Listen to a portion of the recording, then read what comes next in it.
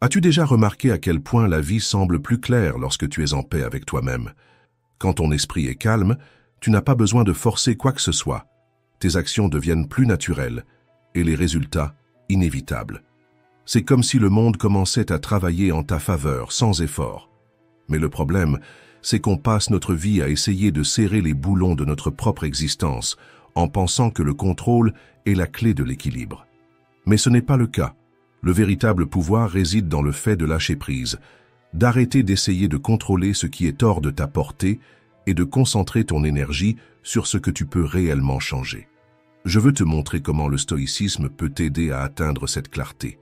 Ce sont 9 leçons simples, mais profondes, qui peuvent complètement transformer ta manière de gérer la vie, non pas par la force, mais par la sérénité. Laisse-moi te raconter quelque chose qui pourrait avoir du sens pour toi. Julie a grandi dans un petit village, entourée de gens qui disaient toujours que rien ne changeait jamais là-bas. Mais elle croyait que la vie est faite de mouvements, même quand tout semble figé. En été, après des mois sans pluie, le sol autour de sa maison était devenu dur comme de la pierre. Les voisins disaient qu'il ne servait à rien d'essayer de planter quoi que ce soit là. C'était une perte de temps. Mais Julie a décidé d'essayer quand même. Elle a pris un seau d'eau, a commencé à arroser ce morceau de terre sèche et en a pris soin chaque jour. Rien ne se passait. Le sol restait fissuré. Les voisins se moquèrent d'elle, disant qu'elle se faisait des illusions. Mais Julie a continué, parce qu'elle savait que son rôle n'était pas de contrôler le climat, c'était de faire le maximum avec ce qu'elle avait. Après quelques semaines, de petites pousses ont commencé à apparaître. Le sol sec a commencé à reprendre vie. Pas parce que Julie avait contrôlé le temps ou la terre, mais parce qu'elle avait mis son énergie dans ce qu'elle pouvait maîtriser. Et cela a tout changé. C'est ça, la véritable force. Il ne s'agit pas d'essayer de contrôler ce qui est hors de ta portée. Tu ne peux pas changer le climat, mais tu peux prendre soin de ce qui t'appartient. Quand tu apprends à lâcher prise sur ce que tu ne peux pas changer et à te concentrer sur ce que tu peux faire, la vie commence à répondre différemment. Le poids diminue, la clarté augmente, et tu découvres que le pouvoir a toujours été en toi, pas dans le contrôle. Maintenant, passons directement à la leçon. 1. Le pouvoir de l'esprit tranquille. As-tu déjà eu l'impression que ton esprit était une rue animée, pleine de klaxons et de passants, alors que tu cherchais simplement un peu de silence? Si la réponse est oui, bienvenue au club. C'est impressionnant de voir à quel point nous nous sommes habitués à ce rythme effréné, toujours à courir après quelque chose. Une échéance, une réponse, un objectif. Et au milieu de tout ça, nous oublions ce que c'est que de simplement s'arrêter. On dirait que plus on s'efforce de trouver de la clarté, plus tout devient confus. Mais as-tu remarqué que les meilleures idées apparaissent justement quand tu arrêtes d'essayer? Cette solution que tu n'arrivais pas à voir quand tu étais tendu apparaît soudainement lorsque tu prends une douche ou que tu marches sans penser à rien. Ce n'est pas une coïncidence. L'esprit a besoin d'espace pour fonctionner correctement. C'est comme essayer de voir le reflet de la lune sur un lac agité. Tant que l'eau est en mouvement, l'image restera déformée. Ce n'est que lorsque la surface se calme que tu peux enfin voir clairement. Quand je parle de calme mental, je ne parle pas de cet état passager de soulagement après un cours de yoga ou une promenade dans le parc. C'est quelque chose de plus profond. C'est une sensation de présence, où les pensées cessent d'être un tourbillon et où tu parviens enfin à distinguer ce qui est du bruit de ce qui est réel. C'est comme ouvrir une fenêtre dans une pièce étouffante, l'air frais entre, et tout devient soudainement plus léger. Détends-toi. La détente n'est pas une perte de temps. C'est le moment où le corps et l'esprit parviennent enfin à s'organiser. Quand tu ralentis, ton cerveau libère des endorphines, ta réflexion devient plus claire, tes décisions plus précises. Tu sais, quand tu perds ton téléphone et qu'il est dans ta poche depuis le début, la vie fonctionne aussi comme ça. Quand tu t'arrêtes et que tu respires, les réponses qui semblaient inaccessibles commencent à apparaître naturellement. Et tu n'as pas besoin d'une transformation radicale pour y parvenir. Tu n'as pas besoin de partir au Népal ou d'adopter un mode de vie minimaliste. Commence simplement, assieds-toi confortablement, ferme les yeux et respire profondément. Inspire par le nez, retiens ton souffle pendant quelques secondes, puis expire par la bouche. Répète cela plusieurs fois. Ressens comment ton corps commence à se détendre. Maintenant, visualise ce que tu désires, sans pression, sans anxiété. Ressens-le comme si c'était déjà à toi. Plus tu te connectes à ce calme, plus il devient facile d'attirer ce que tu veux, parce que tes actions émanent alors d'un lieu de confiance et non de désespoir. Mais ne te méprends pas, le calme n'est pas de la passivité. Quand ton esprit est tranquille, tu agis avec plus de clarté et de détermination. Tes paroles sont plus précises, tes décisions plus solides. Les stoïciens ont toujours dit que la véritable force réside dans le maintien du calme au milieu du chaos. Et ils avaient raison. C'est la sérénité qui te donne le pouvoir d'affronter n'importe quelle situation sans perdre le contrôle. Alors, la prochaine fois que tu te sentiras submergé, essaie de t'arrêter. Respire. Laisse ton esprit s'apaiser. Et quand tu seras prêt, agis. Sans précipitation mais avec confiance.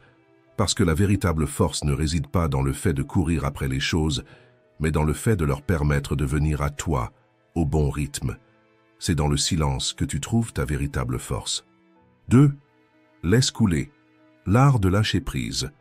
As-tu déjà remarqué à quel point nous essayons de tout contrôler? Des petites tâches du quotidien jusqu'aux grands projets que nous traçons avec précision. Mais au final, qu'est-ce qu'on y gagne? De la frustration, de la tension, cette sensation de tenir du sable fin dans la main. Plus tu serres, plus ça t'échappe.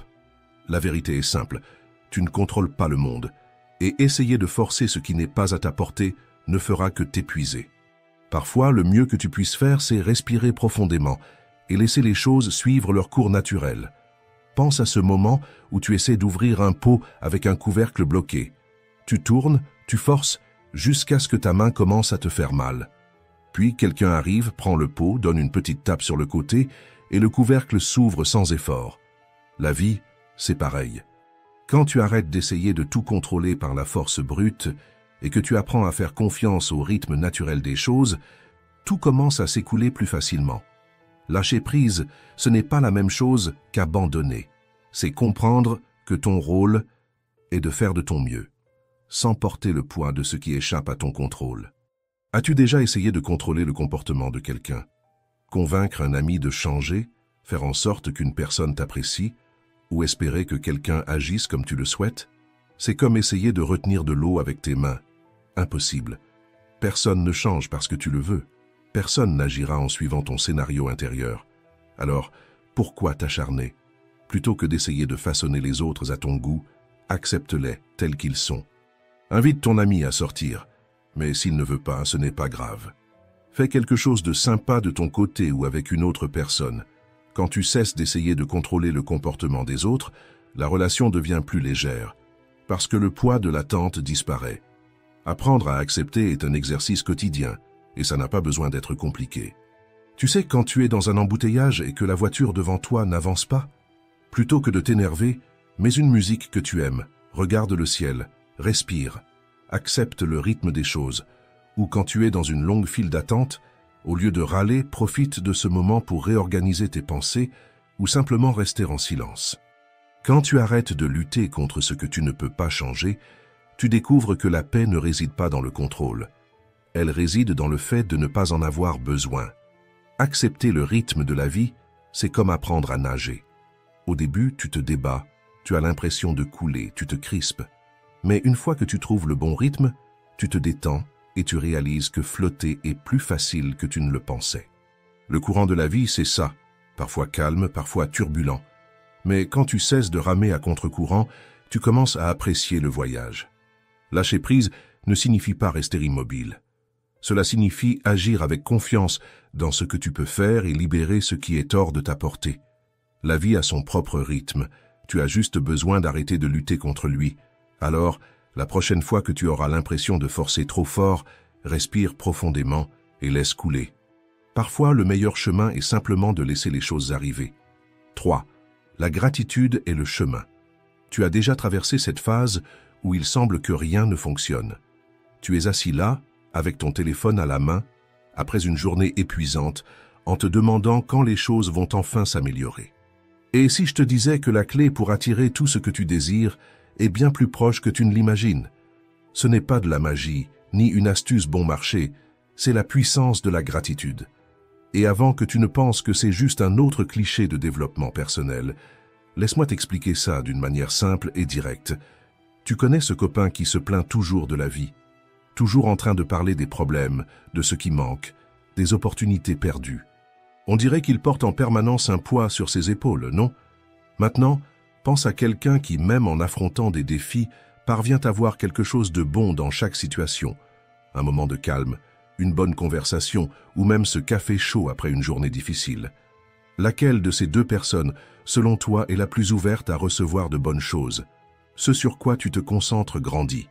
Si tu ne penses qu'à ce qui te manque, c'est exactement ce que tu nourris. Mais lorsque tu commences à valoriser ce que tu as déjà, c'est comme si tu déverrouillais une porte pour que de nouvelles opportunités puissent apparaître. La gratitude fonctionne comme un signal Wi-Fi. Quand tu es reconnaissant, tu te connectes à une fréquence qui facilite l'arrivée des bonnes choses. Il ne s'agit pas d'ignorer les problèmes ou de faire semblant que tout va bien. Il s'agit de changer ton regard. Quand tu te concentres sur ce que tu as de bon, tu gagnes en force pour gérer ce qui doit encore être ajusté. C'est comme commencer la journée en remerciant pour une bonne nuit de sommeil, pour ta santé ou pour le fait d'avoir quelqu'un en qui tu as confiance. Ce simple geste te donne l'élan nécessaire pour affronter ce qui t'attend, sans te sentir submergé. Et ce n'est pas juste de la belle parole, c'est prouvé scientifiquement. Des études montrent que les personnes qui pratiquent la gratitude quotidiennement sont moins stressées, dorment mieux et font face aux difficultés avec plus d'équilibre. C'est comme si ton cerveau se reconfigurait pour mieux fonctionner.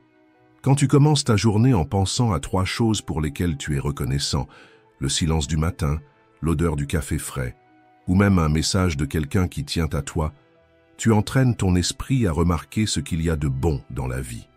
Et plus tu perçois le côté positif, plus l'univers semble conspirer en ta faveur. Maintenant, réfléchis. Demanderais-tu quelque chose à quelqu'un sans d'abord le remercier pour ce qu'il t'a déjà donné?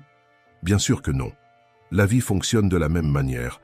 Manifester ne se résume pas à simplement désirer, c'est s'aligner émotionnellement avec ce que tu veux. C'est comme dire à l'univers « Je suis prêt à recevoir davantage ». Mais si tu te concentres uniquement sur le manque, le signal n'arrive pas. Lorsque tu remercies, tu ouvres l'espace nécessaire pour que les bonnes choses te trouvent. La gratitude n'est pas une baguette magique. Elle ne fera pas disparaître les problèmes du jour au lendemain. Mais elle change la manière dont tu perçois les difficultés. Au lieu de voir des obstacles, tu commences à voir des possibilités. Cette porte qui s'est fermée, peut-être que c'était l'occasion de trouver un meilleur chemin. Ce « non » que tu as reçu, peut-être que c'était un coup de pouce pour te conduire là où tu étais vraiment censé aller. Quand tu es reconnaissant pour ce que tu as, tu cesses de te battre contre le courant et tu commences à suivre le rythme naturel de la vie. Le secret, ce n'est pas d'essayer de contrôler le temps ou de forcer les choses à se produire. C'est de faire confiance au processus. Quand tu relâches la pression et que tu te contentes de remercier pour ce que tu as, tu entres en harmonie avec ce que tu désires. La vie a son propre rythme, et parfois ce que tu veux arrive précisément quand tu cesses d'essayer de tout contrôler. Quand tu es en paix, l'univers répond. Alors détends-toi, remercie, fais confiance. La gratitude est le pont qui relie ce que tu as déjà à ce que tu désires. Plus tu pratiques, plus ce pont se renforce. Et quand tu prends conscience de ça, tout commence à couler avec plus de légèreté. 4. La valeur de votre attention. Avez-vous déjà remarqué à quel point votre attention est constamment sollicitée? Il y a des notifications qui arrivent, des gens qui vous appellent, des pensées qui tournent sans arrêt. Et au milieu de ce tourbillon, il est facile de se sentir emporté par le courant sans vraiment vivre le moment. Le problème, ce n'est pas le manque de temps, c'est le manque de présence. Votre attention est comme une pièce rare. Là où vous l'investissez détermine ce qui grandit dans votre vie. Si vous dispersez votre attention, tout autour de vous devient superficiel. Mais lorsque vous apprenez à la diriger vers ce qui compte vraiment, les choses commencent à changer. Pensez-y. Combien de fois avez-vous terminé votre journée sans vous souvenir de rien de vraiment marquant? Comme si la journée vous avait glissé entre les doigts. Cela arrive parce que vous fonctionniez en mode automatique, réagissant à ce qui apparaissait au lieu d'agir avec intention. Et la vérité, c'est que si vous ne prenez pas le contrôle, le monde trouvera une manière de décider à votre place. Être présent, ce n'est pas vider votre esprit ou atteindre un état de paix constant. C'est choisir où va votre attention. C'est simple, mais ce n'est pas facile. La bonne nouvelle, c'est que vous n'avez pas besoin d'une retraite spirituelle ou de techniques complexes pour commencer. Tout ce dont vous avez besoin, c'est d'un moment pour vous arrêter. Fermez les yeux, respirez profondément. Inspirez par le nez, retenez votre souffle quelques secondes, puis relâchez lentement par la bouche. Encore et encore. Sentez l'air entrer et sortir. Maintenant, pendant que vous maintenez ce rythme, pensez à quelque chose que vous désirez vraiment. Pas dans un sens superficiel. Allez plus loin. Comment voulez-vous vous sentir? Qu'est-ce qui changerait si cela se produisait? Laissez-vous visualiser cela avec clarté. Si votre esprit commence à se disperser, ce qui arrivera, ne luttez pas contre ça. Ramenez simplement votre attention à votre respiration, sans effort, sans jugement. C'est cela, être présent. Remarquez où votre esprit est parti et le ramener autant de fois que nécessaire. 5 minutes par jour suffisent pour entraîner votre esprit à sortir de ce mode automatique. Vous remarquerez que votre perception devient plus aiguisée, vos décisions plus claires, et ce sentiment de surcharge commencera à s'estomper. C'est comme réorganiser un tiroir en désordre. Soudain, vous voyez l'espace qui a toujours été là. La véritable abondance, ce n'est pas avoir plus, c'est voir ce qui est déjà autour de vous. Les opportunités, les solutions et les réponses sont presque toujours là, mais vous avez besoin d'un esprit apaisé pour les reconnaître.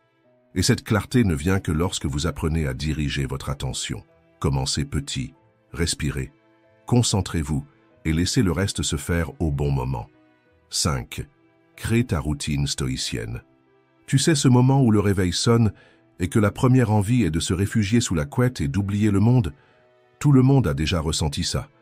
Mais la façon dont tu gères cet instant peut complètement changer le ton de ta journée.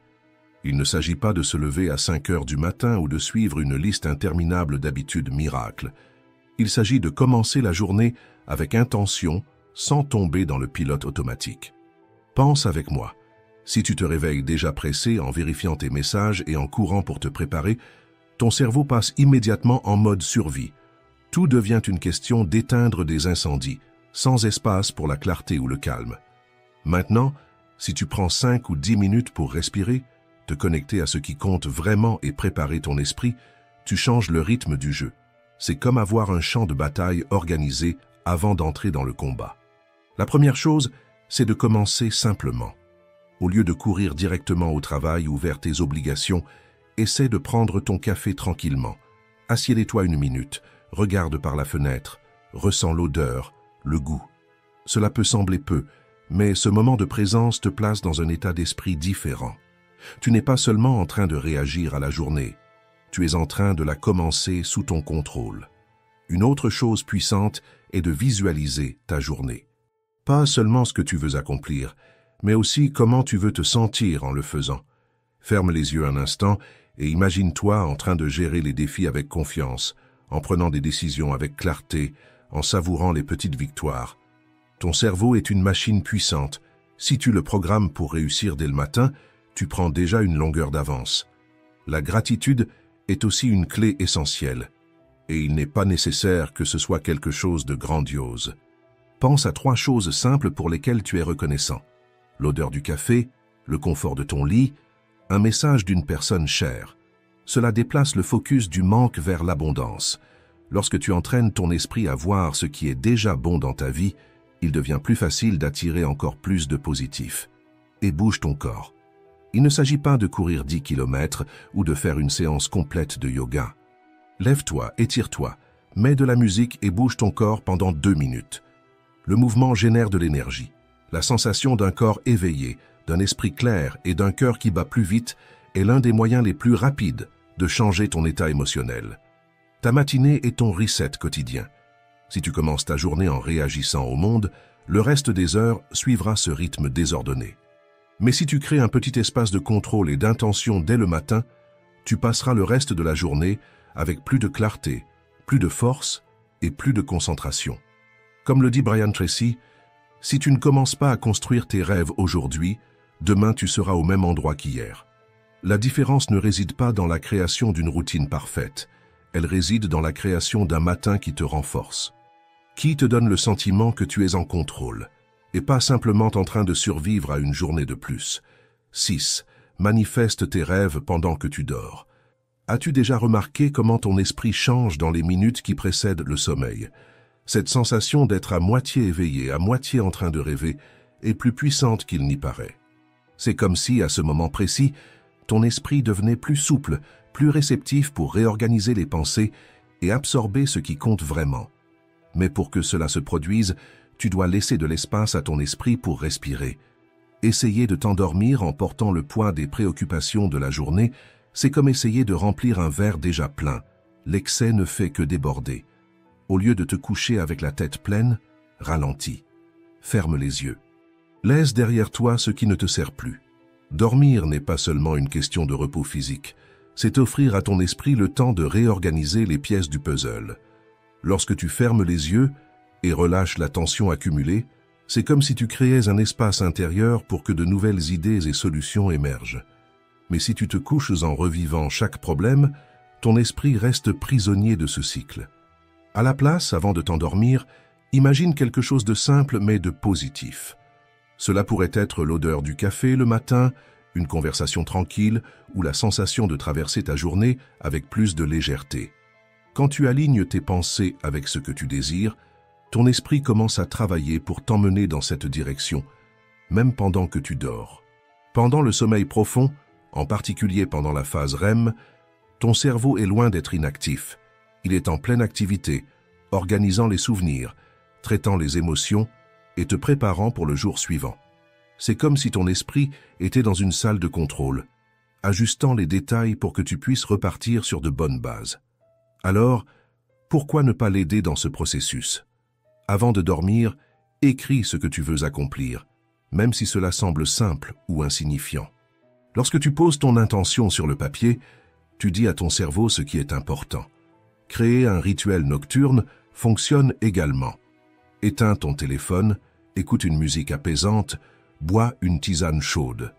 Ces petits gestes créent un environnement où ton esprit peut se réorganiser sans interférence. Si tu rêves d'écrire un livre, par exemple, il ne suffit pas de t'imaginer à la séance de dédicace. Commence par écrire une phrase ou une page par jour. Si tu cherches plus d'équilibre, réserve quelques minutes par jour pour respirer et te reconnecter avec toi-même. Les grands résultats naissent de petits gestes constants. C'est cela qui donne forme à tes intentions. Bien dormir n'est pas seulement une question de repos, c'est permettre à ton esprit de travailler pour toi pendant que tu te reposes. Lorsque tu combines une intention claire avec un état de relaxation, tu crées un champ d'attraction naturel pour ce que tu désires. Si cela ne fonctionne pas du premier coup, ce n'est pas grave. L'ajustement fait partie du processus. Observe ce qui fonctionne pour toi. Comme l'a écrit Marc Aurèle, l'âme se renforce dans le silence de la nuit lorsque les pensées prennent forme. Alors, ce soir, essaie de lâcher un peu le contrôle. Laisse tes soucis de côté. Ferme les yeux en ayant la certitude que, pendant que tu dors, ton esprit est déjà en train de tracer le chemin. 7. Voix pour gagner. Est-ce que cela vous est déjà arrivé d'essayer de vous concentrer sur quelque chose d'important, mais votre esprit refuse simplement de coopérer? C'est comme essayer d'écouter une musique douce pendant que quelqu'un allume un mixeur juste à côté de vous, irritant et impossible à ignorer. Dans un monde qui ne s'arrête jamais, il est facile de perdre de vue ce qui compte vraiment. Et sans clarté, comment pouvez-vous savoir où vous allez? La vérité, c'est que vouloir quelque chose ne suffit pas. Vous devez voir clairement cet objectif. Mais pour cela, votre esprit doit être en paix. Essayer de visualiser un avenir meilleur avec une tête pleine de bruit, c'est comme essayer de gonfler un ballon attaché par un nœud. Ça ne marchera pas. Votre esprit a besoin d'espace pour créer. Le premier pas est simple. Ralentissez. Trouvez un endroit calme. Ça peut être votre chambre, un banc dans un parc ou le canapé du salon quand la maison est silencieuse. Asseyez-vous, respirez profondément. Inspirez par le nez. Expirez lentement par la bouche. Faites-le plusieurs fois jusqu'à ce que votre esprit commence à se calmer. Maintenant, les yeux fermés, commencez à visualiser ce que vous voulez. Imaginez que vous regardez un film où vous êtes le protagoniste. Ne vous contentez pas de voir, ressentez. Si vous voulez un nouveau travail, à quoi ressemble l'environnement? Que portez-vous? Que ressentez-vous quand vous recevez une bonne nouvelle? Plus vous ajoutez de détails, plus tout semblera réel. Votre esprit est comme un muscle. Plus vous l'entraînez à se concentrer sur quelque chose, plus il devient fort pour transformer cela en réalité. Les stoïciens nous enseignent que certaines choses sont sous notre contrôle et d'autres non. La visualisation n'est pas une formule magique. Il ne suffit pas d'imaginer et d'attendre que les choses se produisent. Mais lorsque vous combinez une vision claire avec une action constante, vos chances de succès augmentent de façon exponentielle. Si les résultats ne viennent pas tout de suite, ne vous découragez pas. Un athlète ne devient pas plus rapide après un seul entraînement. Un musicien ne maîtrise pas un instrument après avoir joué une seule mélodie. C'est le processus qui vous rend plus fort. Alors visualisez, croyez et agissez. Vous arrivez à voir cela se produire parce que si vous pouvez le voir, vous pouvez le créer. 8. Comment la respiration peut réorganiser ton esprit? As-tu déjà eu l'impression que ton esprit était trop plein? Comme s'il y avait 1000 choses qui se passaient en même temps, mais qu'aucune d'entre elles n'avait vraiment de sens. C'est comme être dans une pièce bruyante, où tout le monde parle en même temps, et toi tu essaies de comprendre ce qui se passe, sans arriver à te concentrer sur quoi que ce soit. Parfois, tout ce dont tu as besoin, c'est d'un peu de silence. Et cela commence par la façon dont tu respires. La respiration consciente, c'est comme appuyer sur le bouton pause au milieu du chaos. C'est simple, mais puissant. Quand tu inspires profondément, puis que tu relâches l'air lentement, quelque chose change. L'esprit ralentit, les pensées commencent à s'organiser, et soudainement, tu réalises que tu as plus de contrôle que tu ne l'imaginais. Ce n'est pas de la magie, c'est physiologique. Respirer oxygène le cerveau, réduit la tension et crée de l'espace pour que tu puisses réagir avec plus de clarté, au lieu de simplement te laisser emporter par l'impulsion. Imagine que ton esprit est comme une voiture lancée à pleine vitesse. Si tu gardes le pied sur l'accélérateur en permanence, tu vas forcément perdre le contrôle à un moment donné. La respiration agit comme le frein qui te permet de ralentir avant de foncer droit dans le mur. À chaque inspiration, tu oxygènes ton corps et tu apportes plus de clarté. À chaque expiration, tu libères le poids de la tension, de l'irritation et de la peur. Ce n'est pas seulement se détendre, c'est reprendre le contrôle sur ce que tu ressens et ce que tu fais. Mais ça va au-delà de simplement te calmer. Respirer en pleine conscience crée une petite pause entre l'impulsion et la réponse. Tu connais cette sensation d'être coincé dans les mêmes cycles, des relations qui n'évoluent pas, des projets qui n'avancent jamais, des décisions que tu repousses sans cesse? C'est parce que tu réagis sans réfléchir. Quand tu respires consciemment, tu crées un espace entre ce qui se passe et la façon dont tu choisis de répondre. Et dans cet espace, tu retrouves le pouvoir de décider avec clarté, au lieu de simplement réagir automatiquement. Les stoïciens parlaient déjà de cela il y a des siècles. Marc Aurèle a écrit que la vie est définie par nos choix, et non par les circonstances. Respirer en pleine conscience, c'est exactement ça. Créer un intervalle entre ce qui se passe et la manière dont tu agis. Quand tu contrôles ta respiration, tu contrôles la direction. C'est comme ouvrir une fenêtre dans une pièce sombre. Soudain, tu peux voir ce qui compte vraiment. Le plus intéressant, c'est que tu n'as besoin de rien pour commencer. Tu n'as pas besoin d'un endroit calme ou d'un moment parfait. Il suffit de t'arrêter un instant, de fermer les yeux et de respirer. Ressens l'air entrer dans tes poumons. Fais attention à la façon dont ta poitrine se soulève, puis relâche l'air lentement. C'est suffisant pour changer le rythme de ton esprit et te remettre aux commandes. Alors, la prochaine fois que tu auras l'impression d'être submergé par le chaos, ne cherche pas à lutter contre lui. Arrête-toi, respire, laisse l'air entrer et sortir, et remarque comment cela te ramène dans le moment présent. Parce que l'équilibre que tu cherches ne se trouve pas à l'extérieur.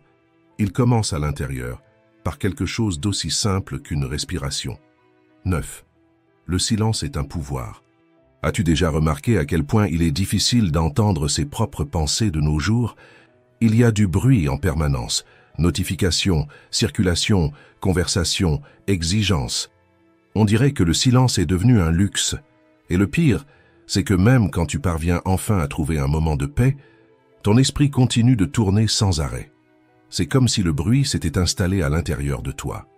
Le problème, c'est que, bien souvent, ce qui te manque pour te sentir plus en phase avec ce que tu veux, ce n'est pas plus d'efforts, plus de discipline ou plus de planification.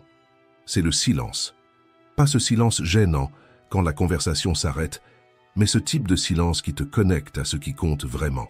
Pense à ça. Ton esprit est comme une radio qui essaie de capter une station. Si l'environnement est rempli d'interférences, tu n'entends que du bruit. Mais quand tu baisses le volume autour de toi, le son devient plus clair. C'est exactement la même chose avec tes pensées. Quand tu t'éloignes du chaos, tu commences à entendre ce qui est vraiment là. Tes désirs, tes réponses, ton intuition.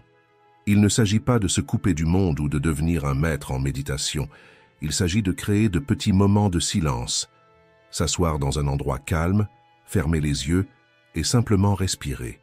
Au début, ton esprit va te ramener vers les notifications, les soucis, ce qu'il faut faire, c'est normal. Mais si tu insistes pour revenir à ta respiration, même pendant quelques minutes, quelque chose change. Tu commences à percevoir ce que tu ignorais depuis tout ce temps. Si rester immobile en silence te semble trop difficile, essaie de faire une promenade sans écouteurs, sans téléphone. Ressens le contact de tes pieds avec le sol, écoute le bruit du vent, le chant des oiseaux. Laisse ton esprit ralentir. C'est ainsi que tu crées de l'espace pour que de nouvelles réponses apparaissent, sans forcer, sans chercher à contrôler. Une autre façon puissante d'accéder à ce silence, c'est d'écrire.